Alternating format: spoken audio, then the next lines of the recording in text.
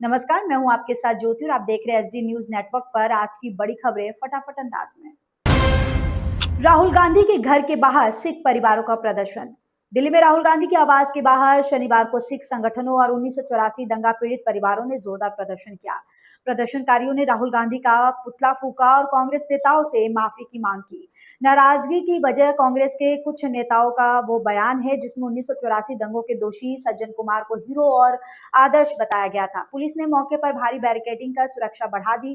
कुल मिलाकर सज्जन कुमार के निधन के बाद अब ये मामला राजनीतिक और भावनात्मक दोनों स्तर पर फिर गर्मा गया है। जेन जी वोटर्स तक पहुंचने के लिए बीजेपी की नई रणनीति। भारतीय जनता पार्टी ने युवाओं यानी जेन जी वोटर्स से सीधा संवाद करने के लिए एक नई टीम बनाई है। इस टीम में बीजेपी अध्यक्ष नितिन नवीन, स्मृति ईरानी, विनोद तावड़े समेत कई वरिष्ठ नेता शामिल हैं।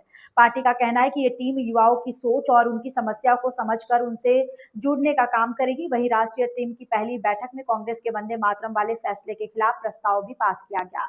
यानी बीजेपी अब युवाओं और राष्ट्रवाद दोनों मुद्दों पर अपना अभियान तेज करने जा रही है। तमिलनाडु में नवजात बच्चों को मिलेगी सोने की अंगूठी। तमिलनाडु सरकार ने सरकारी अस्पतालों में जन्म लेने वाले बच्चों के लिए नई योजना शुरू की है। इसके तहत करीब 1,28,000 नवजात बच्चों को सोने की अंगूठी दी जाएगी। इस योजना पर लगभग 220 करोड़ रुपए खर्च किए जाएंगे और इसकी शुरुआत 15 सितंबर को होगी। हालांकि विपक्ष ने टेंडर प्रक्रिया पर सवाल उठाए और पारदर्शिता की मांग की है। यानी सरकार इसे जन कल्याण योजना बता रही है, जबकि विपक्ष इसे लेकर जांच की मांग कर रहा है।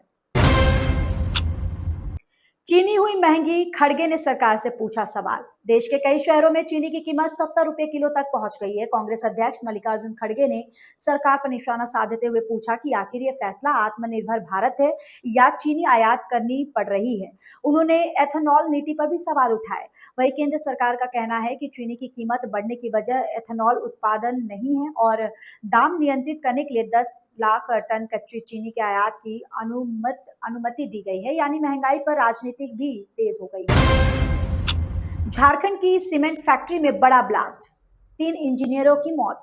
झारखंड के रामगढ़ जिले की एक सीमेंट फैक्ट्री में देर रात टरबाइन ब्लास्ट से बड़ा हादसा हो गया। धमाके के बाद प्लांट में आग लग गई जिसमें 3 इंजीनियरों की मौत हो गई और एक मजदूर गंभीर रूप से घायल हो गया।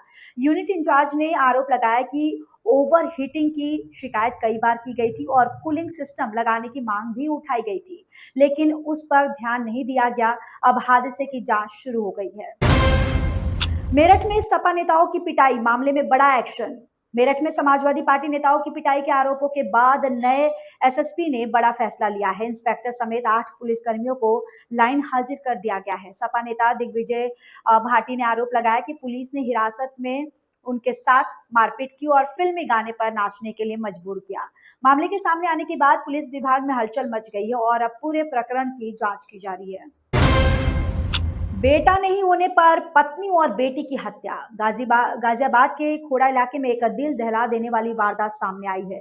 बेटी की चाह में एक व्यक्ति ने अपनी पत्नी और 15 साल की बेटी की चाकू मारकर हत्या कर दी। छोटी बेटी भी हमले में घायल हुई, लेकिन किसी तरह जान बचाकर बाहर निकल गई और लोगों को सूचना दी। पड़ोसियों ने आरोपी को पकड़कर पुलिस के हवाले कर दिया।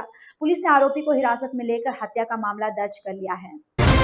गोरखपुर एयरपोर्ट पर बड़ा विमान हादसा टला। दिल्ली से गोरखपुर पहुंची इंडिगो की फ्लाइट लैंडिंग के दौरान हादसे का शिकार होने से बाल बाल बच गई।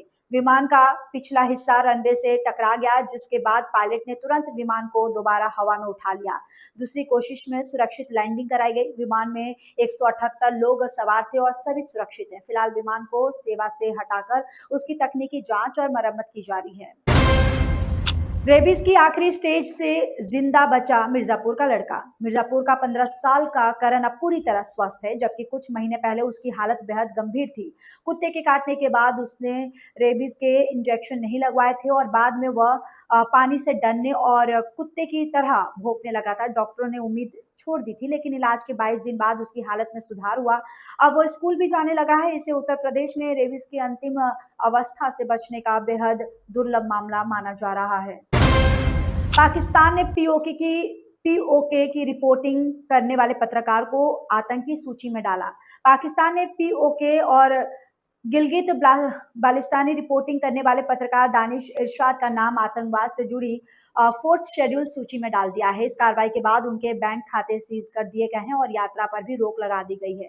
खास बात यह है कि उनके खिलाफ किसी आतंकी गतिविधि या सार्वजनिक आरोप या अदालत का फैसला सामने नहीं आया है और अब इस कार्रवाई को प्रेस की आजादी पर सवाल के तौर पर देखा जा रहा है। इस अंक में फिलहाल इतना ही। अगले अंक में आपसे फिर होगी मुलाकात। तब तक के लिए मुझे दीजिए इजाजत। नमस्कार।